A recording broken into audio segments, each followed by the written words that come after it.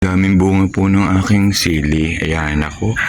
Tamang-tama po ito at magpepesta. Sigurado po ito'y kukunin ng aking mga kapatid dahil meron din po sila mga kunting handa. Ay siya para po pag kumain, pampiga po, manghanghang-hang.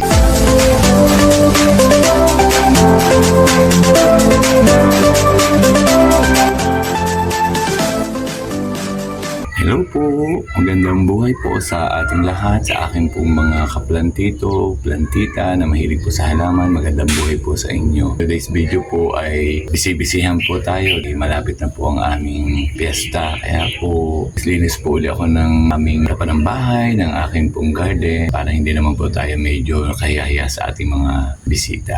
Pag piyesta naman po din sa aming bayan ay hindi po naman masyadong marami akong bisita kasi ang akin naman din po mga BFF, mga kakilala ay taga rito rin po mismo sa iba na may mga handa na rin po sila. Kung mga nakikilala ko na lang po sa ibang lugar na ang pumupunta po dito at bumibisita. Sa araw pong ito, samahan niyo po ako sa aking mga linis-linis na gagawin at ipapakita ko po sa inyo ang kaganapan po na aking mga nilinis. Bye po muna, linis po tayo. Linis-linis time na po. Linis muna po ako.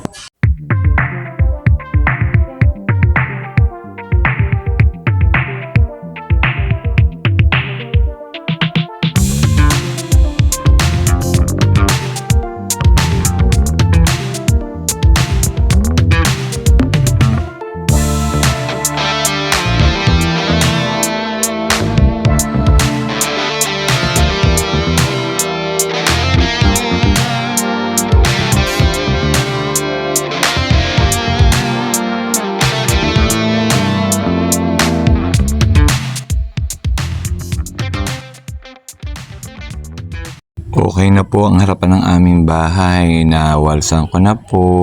Maayos-ayos na po. Nire-ready ko na po at para po maaliw naman po ang mga bisita. Pero ito naman po ay hindi na po mahirap linisin kasi araw-araw ko naman po winawalsan. Araw-araw din naman po ay nagpupunas-punas po ako ng terrace at saka po ng bintana. Kaya iba-iba na po ngayong magpepesta na.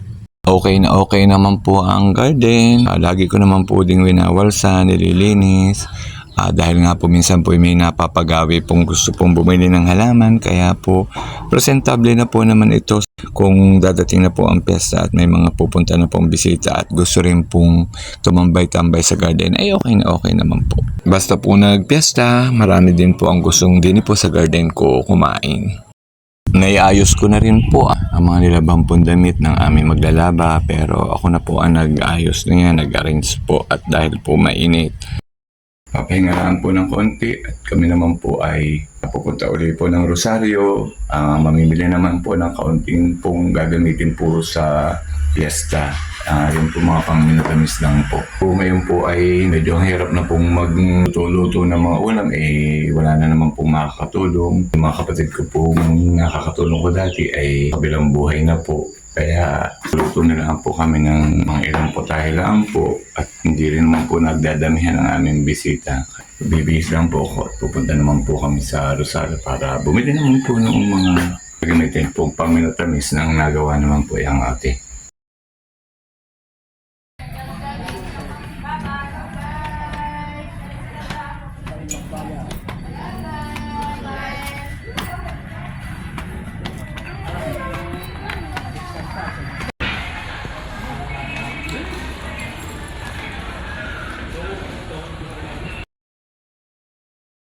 Pamili na po kami kaya naisipan naman po namin kumain din sa restaurant Quatugs.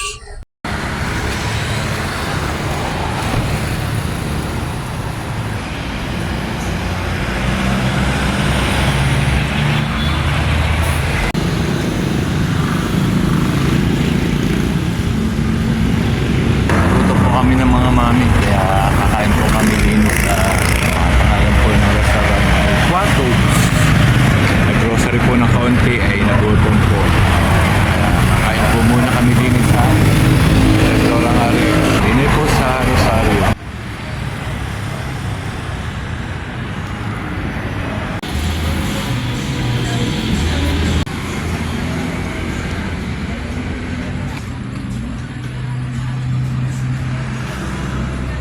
ganda ng halaman.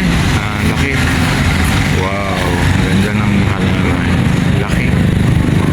Ang laki ng halamang ari. Wow, laki ng halaman. Laki ay, ang laki ng ano oh. Ang dahon. Rubber tree. Fiddle leaf.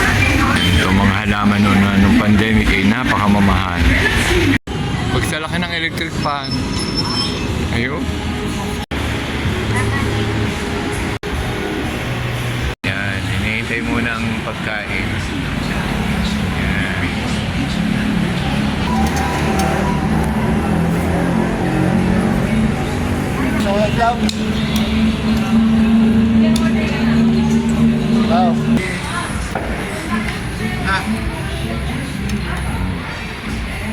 Naiayos ko na po ang pinamili naming pangminatamis at saka po yung Coke, 1.5 Coke. Gawa naman kami ng minatamis ng ate. Ready na po ang gagawing minatamis na gelatin. Mami hoy, hindi pa nagagawa, inaangain na ng fruit cocktail. Ayan ang tawag dyan. Crema de fruta. Crema de fruta. Ganun pala ang paggawa ng crema de fruta. Ang crema de fruta. Ayan. Tsaka gelatin. Okay na din ang fruit salad. Yummy. Creamy. Delicious. Okay na. Lapit-lapit na matapos ng mga gawaing pang-pesta. Mistiras ngayon na piyesta. Oh, kaway ang mami. Kayo talaga relaxing lang eh. Tagapanood na ng gagawin. Oh, si Utoy ang ate. Aking beautiful na hipag. Oh, mali. Gagawa po kami ng lumpiang Shanghai. Oh, yung pong mga lutuing ibang ulam ay may naka-assign na pong iba. Oh, ari po ang mami. Ano ang inyong trabaho pagka... Kumain lang. At ano pa? Tagamasid. Tagamasin. Tagamando at relaxing. O, bisi-bisihan. Bukas na po ang piyesta. Gawa naman tayo ng lumpiang Shanghai. Ano? Ano yung ating iyang gagawin? Corn beef. Ayan. Mag-aayos naman ng table. Di na kumuha ng taga-decorate. Kami nalaan ng ate. Yan, simpleng gayak na po. Pahinga muna po kami ng ate. Talagang pagod na. Gagawa naman po ako ng lumpiang Shanghai.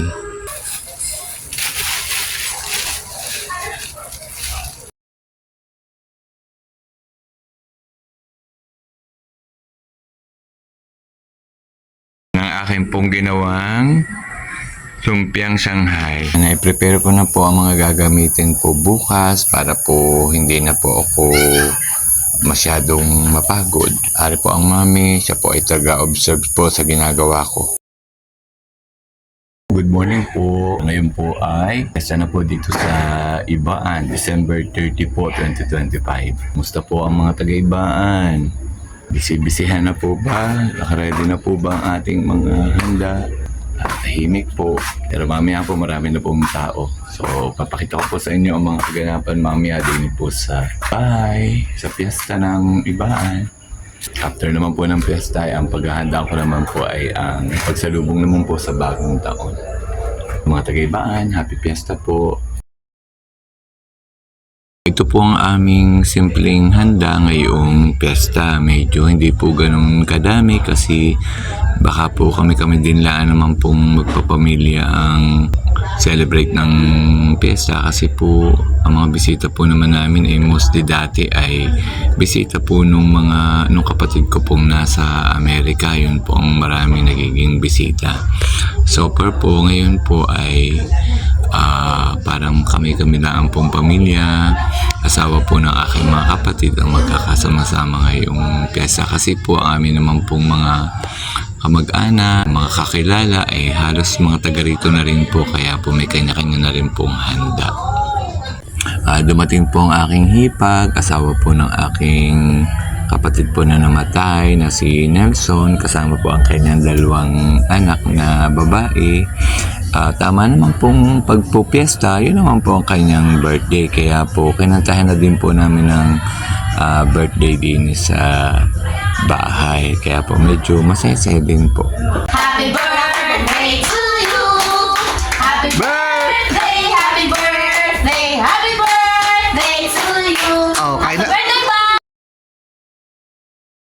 unti-unti na pong tumatahimik po ang paligid, din po sa aming bahay, sa harapan po ng aming bahay, makatahimik po ng pesta. Ayun pong papatapos na ay nakakatuwa po. Wala po masyadong mga magugulong lasing, wala pong gulo. Kaya po napaka-peaceful po ng piyesta. Nakakatuwa po. Sana po sa susunod na taon, ganun po ulit para masaya po. Hanggang dito na lamang po. Bye-bye po.